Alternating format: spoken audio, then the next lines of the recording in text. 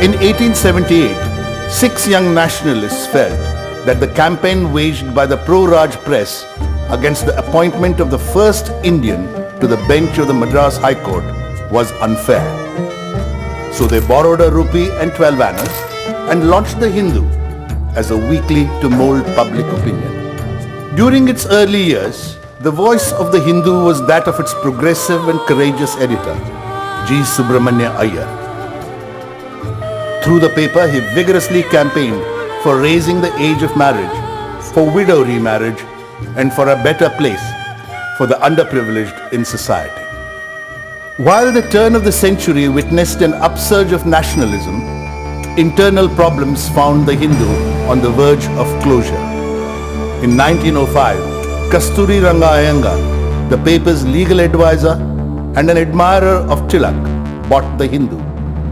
Under him, the paper's cause became the independence of India. Kasturi Ranga Iyengar was the Hindu's first modernizer.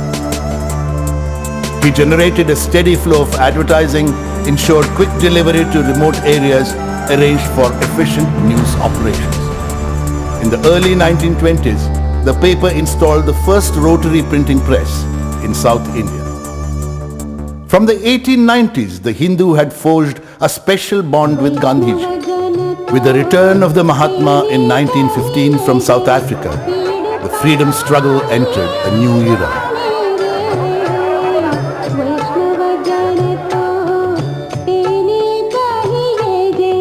The Mahatma said, "I regard the Hindu among the very few newspapers without which really you cannot do." Kasturi Ranga Iyengar was succeeded by his son Kasturi Srinivasan. Under Srinivasan, the Hindu consolidated its technological base. It became India's first newspaper to have a teleprinter connection from the Central Telegraph Office and to offer color in its pages. The 1940s, the Second World War was raging. The Hindu carried the news of the Japanese surrender when most other morning dailies missed the news.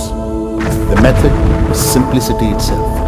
A sub-editor was posted to monitor radio bulletins through the night. The Hindu extensively covered India's march to freedom. At the stroke of midnight on the 15th of August 1947, the nation kept its tryst with destiny. At the stroke of the midnight hour, when the world sleeps, India will awake to life and freedom. But freedom came with a big price tag, the partition.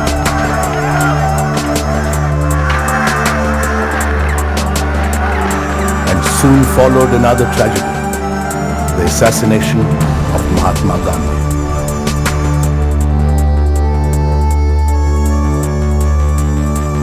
As the new republic embarked on a path of Nehruvian socialism, massive industrial projects were undertaken.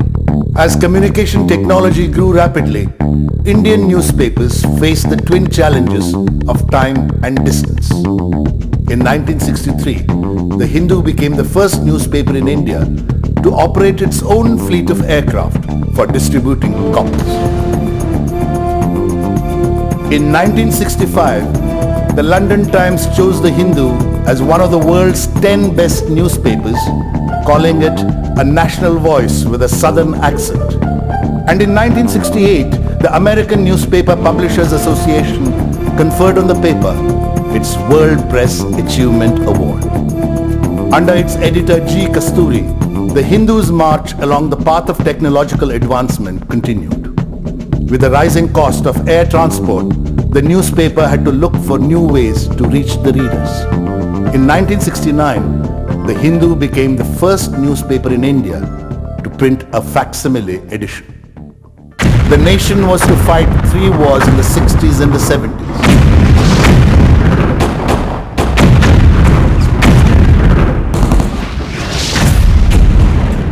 The Indira Gandhi era began in 1966, and with India's military help, Bangladesh was born.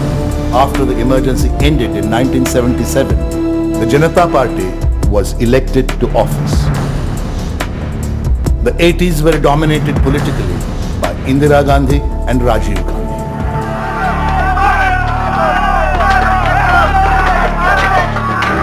extremism, terrorism, corruption, and the politics of communalization reared their ugly heads.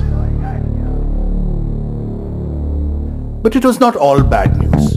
Economic growth picked up and India became self-sufficient in food grains. Indian cricket enjoyed its finest hour in 1983. And a year later, Rakesh Sharma became first Indian in space. The 80s also found the Hindu playing a major and sustained investigative role when the Bofors scandal broke out. This affair, along with the Ayodhya mobilization, is widely perceived to have caused the downfall of the Rajiv Gandhi government. 1980, another first. The Hindu introduces photo composition. 1986, the Delhi edition, for which another pioneering step has to be taken, linking up with the INSAT 1B satellite for facsimile transmission. Mandal, Mandir and Masjid dominated the political agenda of the early 90s. The assassination of Rajiv Gandhi was a signal that terrorism was here to stay.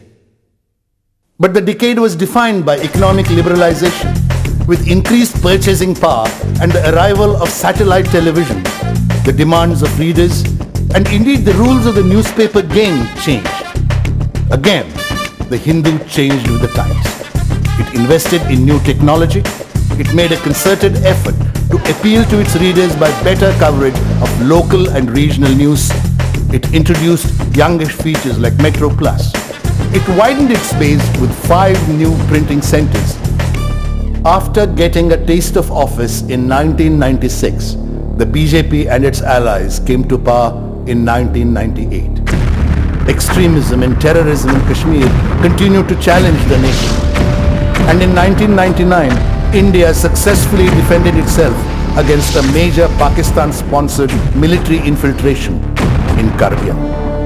The Hindu took a strong stand against all forces that divided the nation.